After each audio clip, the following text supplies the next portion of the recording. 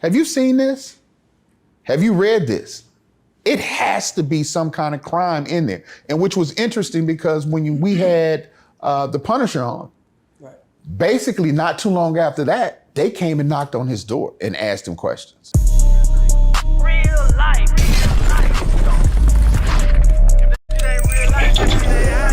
It ain't real life. Just say real life street stars. Know what time it is. The verdict is in. Diddy. Not guilty. Almost. Almost. He is guilty of prostitution. Right. So that in itself, and that's kind of what we said at the onset, that was the only one that was clear and cut.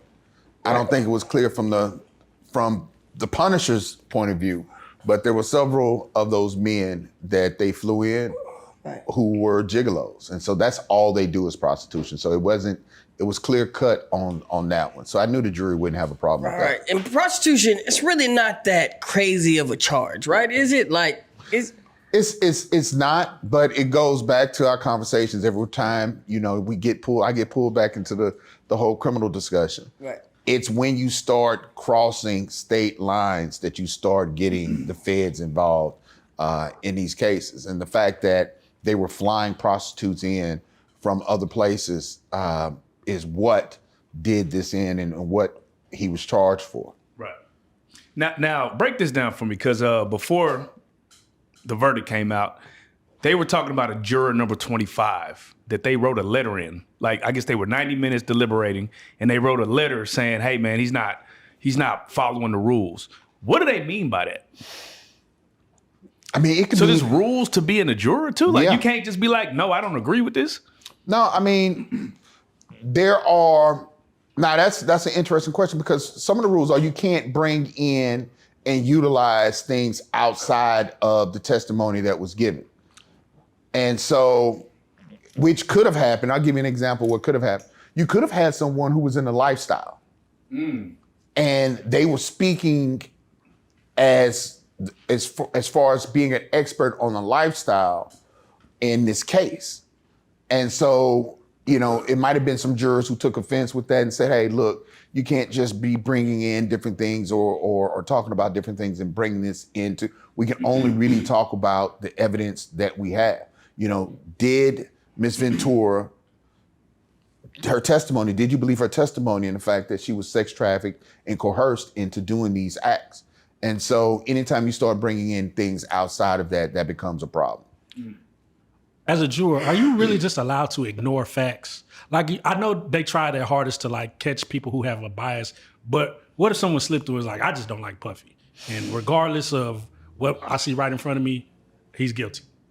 I mean, it happens, man. Oh. It happens. I had a trial that I did, and it was odd, right? I had this black guy who was like, I don't like you, right? He was right off the bat. I don't really cut for you. And I had this white guy who served in the armed forces and older dude, and he was like, I can follow the law and so forth and so on. So we went through the trial and we got a hung jury. And it was, the black guy walked up to me after the trial. He said, look, man, you proved that case without a doubt. It was beyond you hit a home run on that. I wasn't really for you, but when I saw you in trial and the evidence that you proved, you were spot on. He said the guy who you probably thought was with you, he wasn't. His thing was, police officers don't arrest people for no reason. And even though the guy didn't commit this crime, the police officer knows that he's a bad guy and he should have been in jail. Oh, wow. Yeah. And so that guy got by me. The guy who didn't like me, he got in because I thought he was going to get struck for cause, and the judge let him in. Mm-hmm. And so it messed me up because I had already used my strikes. And so I was stuck with him. And in that case, the judge basically told the prosecution that they're not retrying that case because I had blown it up so badly that they couldn't retry it and they couldn't put their witnesses on anymore because I had impeached them so bad that if they tried to clean it up after the fact, it would obviously be perjury. So we won, but we just didn't get an acquittal. Right. All right, so now he's been convicted, right, of two of the 5 charges, which are the lighter charges. He beat the RICO case. Right. Explain what just happened. I mean, we talked about it, and I think anybody who's been watching this trial and watching other people talk about it, the RICO was really the one thing that was going to be difficult for them to prove. Several things that they tried to use. They tried to use the arson. Nobody really said they saw him do it. Right. They just said he was acting in a threatening or menacing way around that period of time and showing up at Kid Cudi's home. They said they accused him of kidnapping. If he was going to Kid Cudi's house, he had a gun. I guess he was prepared for whatever was going to go down, if it was opposition. But it never seemed, even during her testimony, she never really testified that he pointed a gun at her and told her, get in the car, I'm going to shoot you. He just said, basically, come on. And so it didn't, even when she was giving that testimony, it really didn't seem like it was kidnapping. Right. The testimony of both Jane and Ms. Ventura, there was not anything there as far as dealing with kidnapping. The sex trafficking part, I think they may have gotten there, but you needed another subsequent crime. And then the drug, I honestly thought that they may have had him on the drug portion of it, because he was using people to purchase drugs. However, he wasn't using individuals to purchase drugs for distribution. Right. He was using it for personal use.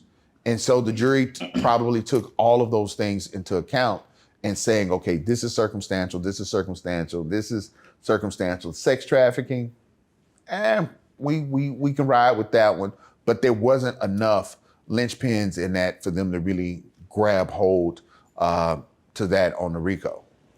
Okay, so now the conspiracy theories you're in, right? Right. So, when people were looking back at it, they said, well, damn, this is unusual that Homeland Security did the raid and the feds. He was raided by Homeland Security.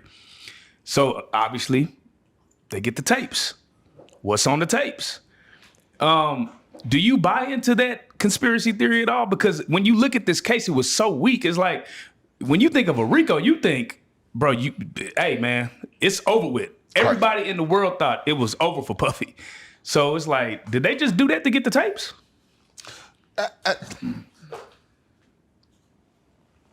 I can't say, look, I'll be honest with you, I don't think so. Yeah. I don't think so. I think, and I learned something new today myself from Ms. Ventura's attorney. Right. Right? And the fact, and using his words, he basically stated that there was an offer made to Ms. Ventura for 8 figures to settle this case. She rejected it. She wanted her day in court. She filed a lawsuit, but they ultimately settled the case. I don't know if it was less than 30 million, and they wanted more, and so they got their 30 million, so they dismissed their case. But I think, honestly, I told a group of friends of mine when that lawsuit came out and I read through it, I said, the feds are watching, because you can't tell me in your office, any of you guys who work in your office, when that came out, no one in that office read that. Right. And you have interns at the FBI, you have interns at law enforcement offices, DAs, prosecutors. And so you got a whole, and that's just, you got staff members, you got all kinds of people in there. Anyone who read that, who went to a AUSA or anyone and said, hey man, have you seen this? Have you read this? It has to be some kind of crime in there. And which was interesting, because when we had the Punisher on, right, basically not too long after that, they came and knocked on his door and asked him questions. Right? You talking about after the interview? Right after they filed the lawsuit. I mean, they filed the lawsuit before they raided the homes. He was interviewed. And so I think honestly that lawsuit was filed. It opened up Pandora's box. And then at that point, the feds probably just went to investigate and probably found a loose string and just started pulling and found more and more. Do you think the Punisher hurt his case or helped his case? It depends on how you look at it, because even when we had the Punisher on, and I asked him that question, do you consider yourself a prostitute? And he said yes. And I asked that question because I disagreed with him. Right. He stated in his interview, and you guys go back and watch the Punisher on Real Life Street Starz. But if you watch that interview, he said, now about 10% of the time, I end up sleeping with these women. You know, if she's attractive and things just happen, I sleep with them. He never went there with the intent to sleep with them. Now, if a juror picked up on that, if I was a juror, I'd be like, you kind of wasting my time with this. This dude just came up, right? He just met the right freaky people. Right. He didn't have any intent to come here. Now, after the fact, you know, I think it's the second or third time that he understood that sex was going to be part of it.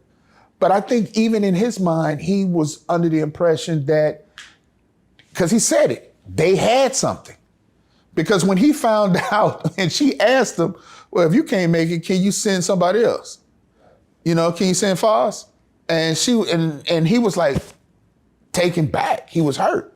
Right? So in his mind, I never believed he thought himself to be a prostitute. Because a prostitute should not be hurt. Right. Usually don't involve their feelings. Right. It's the finances. It's the Julia Roberts rule, right? No kissing, no this, there's no that. And so, or should I say the Pretty Woman rule? Not that Julia Roberts is a prostitute. Yeah, but it's those rules. And I think he honestly liked her. And so it really still wasn't prostitution. It was basically, I'm getting paid to have sex with people who are kind of my people. I'm in a relationship with.